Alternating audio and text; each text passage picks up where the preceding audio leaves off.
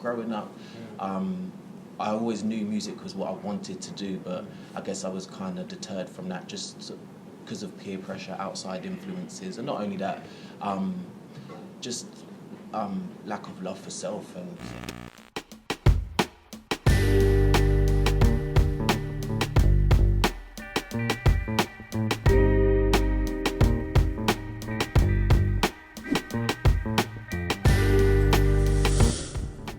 What's going on, people? Welcome back to another episode of After You podcast. Sat down here with the incredible Alonzo, a R&B singer, producer, musician, and we're just going to discuss a little bit about his backstory, how he got to this phase in life, and just kind of what he's up to now. So appreciate you for locking in, brother. cool, thank you for Appreciate having you me. for locking in. Thank you for having me. You know what I mean? For having me. It's good to always have people from hometown that you know, faces you remember that you're growing up. So, you know, it's fantastic to get to actually sit down with you. Do you know what I mean? So, let's take it back a little bit and start with the early stages of your transition over to the UK and you know how you just kind of got to this point in finding music and your passion for it. You know? Yes, as Theo said, I'm Alonzo Davis. I was born in the States. I come here. I've been in the UK since I was about 18 months old. So I don't really know anything other than the UK. I grew up here, went to school here, grew here. So I don't really have any memories as such coming from the States, just being here. So, but my fondest memory of the States is music.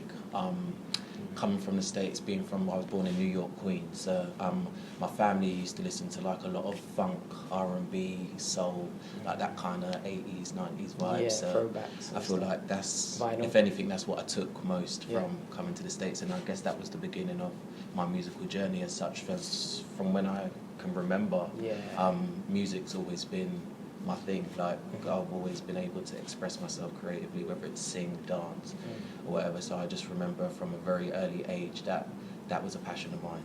So. And it's something that early you found that you thought, you know what, this is just my lane. This Yeah, is what I do. So it 100%, wasn't yeah. like, because a lot of people, you know, from where we grow up, it tends to be either sport or Yeah. music, and that we fall into. So like, it's interesting that you've obviously found the music route. Yeah. But coming from America, I can get that. Yeah. I can see that translation. So let's talk about so once you found that music was what you want to do, how did your path navigate throughout the years? Obviously, growing up in a different environment, probably a bit of a culture shock.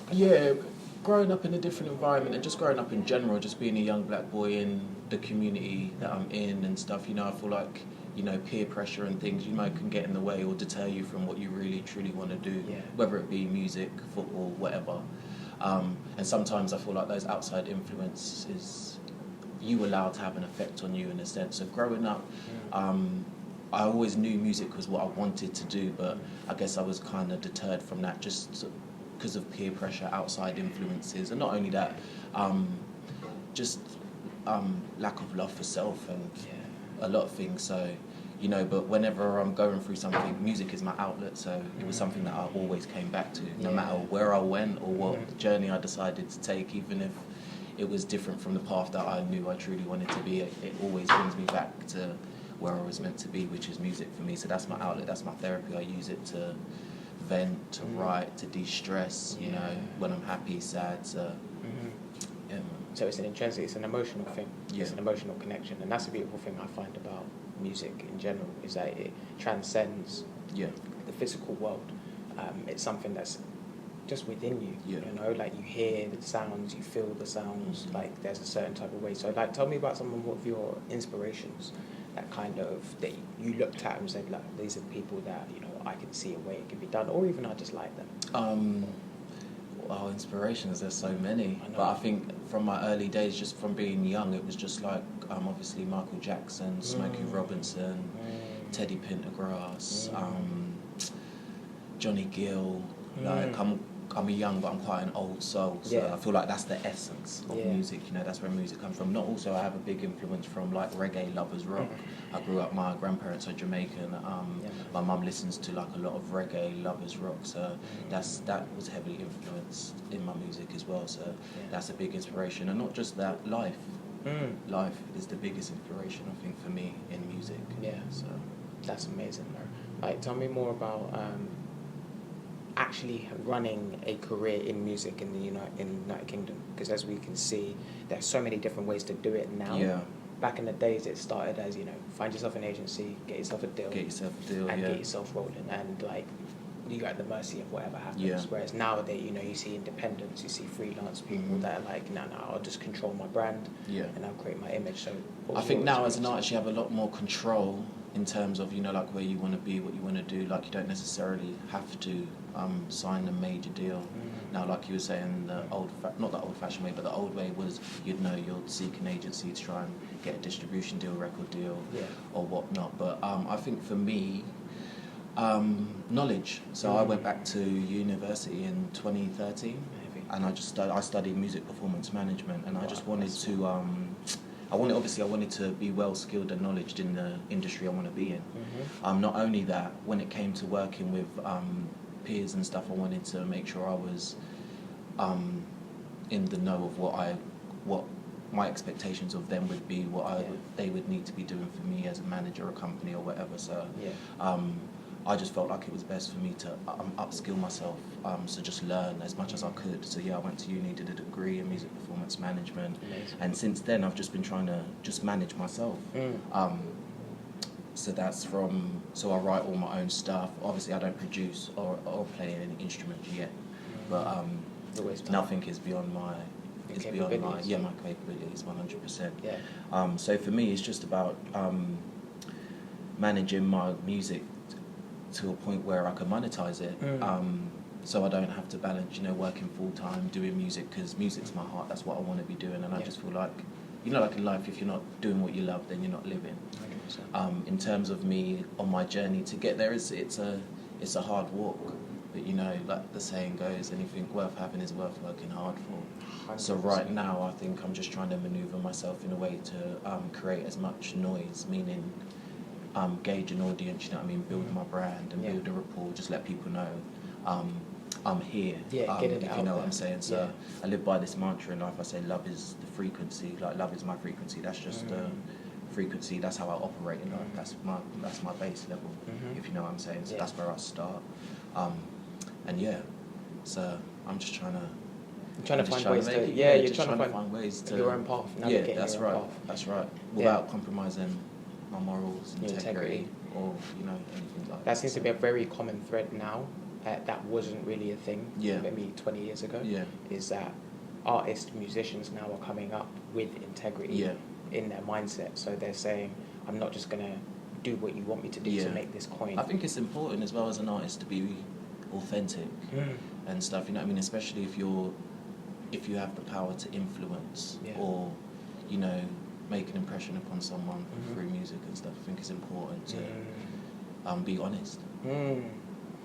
Yeah, you made a great point. Like now, because the world's become about streaming, and it's not so much I can sell you my track. Give me some cash. The way people consume music now is just totally different as well. So even trying to turn those streams into sales, it can be hard. It can be hard, especially if you haven't got a big audience or stuff. But you have to start somewhere. So just like I said, you get out what you put in. That's why I think platforms like this are so important as well, because I know so many people that are creative, talented, but they're doing it so privately, so quietly that you would never hear about it. And sometimes I think it's important for the future generations. As I said on Kenny's interview I did last week, was talking about they need to see a path that it can be done. Like if you're hiding away and then you pop out of nowhere, like this is how you do it. Also, I would say, even in saying that, sometimes when you can't see a path, or you can't see the way to go, create one. Create the way. That's that's very real. Creating a path, so massive. So okay, let's fast forward a little bit. So your experiences in Slough, you've got that international perspective. You've got historical value from your parents that have put in, good, solid, soulful music. So how's that translated now into, let's say the modern day of promoting and pushing out your image? Are you doing it more from a perspective of branding, or are you doing it more from just, I just love music and I just want to get it up? I think for me, I'm just doing it more from my authentic space. Like I'm just doing me. Like I'm not. There's no attachments. As you see me here is as you would watch me on your TV, you know. Yeah. So yeah, there's no specific way. Like I'm not branding myself to be like the next UK Usher. Yeah, you understand what I'm saying? I get you. Yeah, I'm just trying to share my heart with the world. That's it. Yeah. You know what I mean? And if I can inspire somebody, or somebody can, they get something from my music, or uplifted, inspiration, whatever. So then I've done my job. But yeah, I'm just literally sharing my heart with the world via music. That's powerful. All right, let's flip to Black History Month. Because something that's really powerful, and it gets a lot of controversy. From some people say we should support it, some people say why do we reduce it to this month? And for me, I try to take it and look at it as an opportunity. Let's use it for what we can, and let's use it positively. So with that being said, what would you say Black History Month kind of means for you as a black individual, especially coming from somewhere like the United States? For me, Black History Month is, to be honest, it's just another month in the year. It's not necessarily every, I don't necessarily consider, it's not just in the month of October that, I indulge in my history. Or, I decide to learn more about where I'm from, or, the people that were here before myself. But also Black History Month for me is knowledge. It's empowerment. I feel like it's an opportunity for us as a people to come together and share, share information, share, share stories. It's an opportunity for us as a people to, I think, have awareness, and that self-awareness. Yeah, and also an opportunity for change. Yeah, definitely. As well, so how that's implemented, or how we go about that. It's going to be different in every scenario. It's going to be different in each context. But I think that's what Black History Month is for me. Yeah, so sharing of the knowledge. Yeah. Knowledge is key.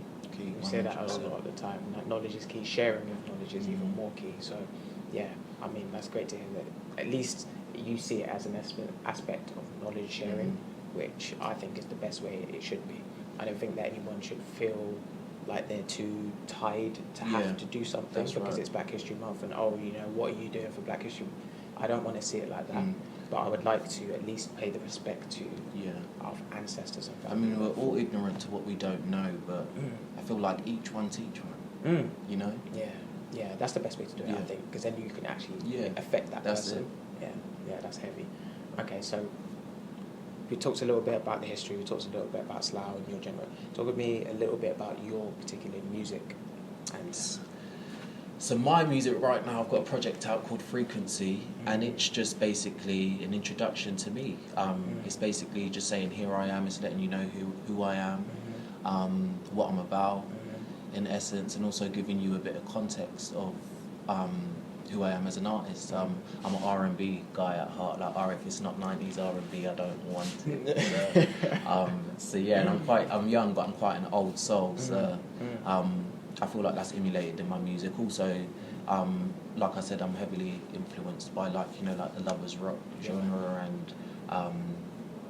and R&B and all different kinds of things. So I've tried to incorporate that into this body of music that I've done. It's called Frequency, and as I was saying earlier, love is the frequency. So I've tried to incorporate everything, my authentic self with me, just having love for everything and everyone, as well as sharing, some of my truths and my life journeys as well. So I've tried to put it into like a little body of music and presented it to the world. And from the end of May this year, Frequency EP available on all major platforms. Go check it out. The end of what date did you say? It's been out since May 29th. So it's been circulating for a while. Go check that out, people, please. Where can you find it? So all major platforms: Spotify, Tidal, Deezer, Apple Music, YouTube, all of that. I've got a video out for one of my tracks called Live It Long, so you can go and view that on YouTube as well. And also I've got a new single out called Old Times, and check it out. Again, it's like, that's a kind of a different kind of track, but it just gives you a bit of texture to me, and context to me as an artist. So. Heavy. Alright, so let's discuss a little bit on upcoming projects? Yes. I know you mentioned that one's out at the moment. Have you got any other collaborations you're working with, or any producers, people? I've already started working on this next body of music. It's my intention to have. So what I want to do, I want to put out like a mixtape by the end of the year, and just appropriating all the like the hot music that's out right now. Just to again create more awareness. Current. And to stay current.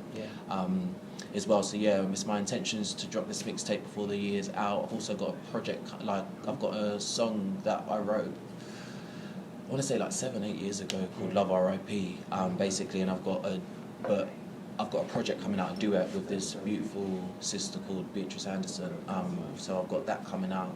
So I've got a couple of little things planned. So it's my intention to get it out before the year is out. So hopefully the beginning of December, I'm looking at. So, fingers crossed.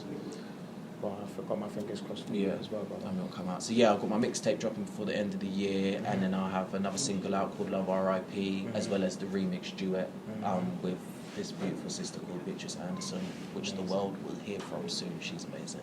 I can't wait for that. That sounds like it's going to be exciting. It's going to be good. Well, bro, it's amazing because, as I said, I've seen you growing up. We know each other from growing up in Slough, but it's great to see that we have such a consistent message of storytelling. Authenticity, integrity. Those kind of those values, they go far. They travel far in life, and it's great that we don't have to see each other so consistently, but you can know that the message and what's behind people is real. So again, that's what the After You podcast is all about, just bringing it forward and giving people opportunity to shine their light. To shine their light, shine a piece of themselves, and instead of doing a one and done where it's a stepping stone, I want this to be a community network. So we touch base with each other, and we touch base again. So maybe closer towards the end of the year, closer towards your project, maybe we can get you back on the podcast. Yeah, that would be dope. That would be dope. And thank you guys for having me and giving me the opportunity to come and share me with you guys. And I really do appreciate it. I feel like it's important as a people that we stick together. And like I was saying earlier, each one teach one. So it's quite refreshing to know that there's this forum here in Slough now that not just myself and other people in our community can come to from all different walks of life. So it's nice to know that it's here, and I feel like we all need to come together and just do our part. You know what I mean? If not even just for ourselves, for the future, the children, because they're the next leaders of this generation, you know what I mean? So what are we doing right now to create a greater tomorrow, not just for self, but, our surroundings, our environment, where we are, So I truly appreciate you guys for having this platform and giving me the opportunity to share. 100%, brother. I appreciate you, man. One last thing before we head out, just let the people know where they can find you.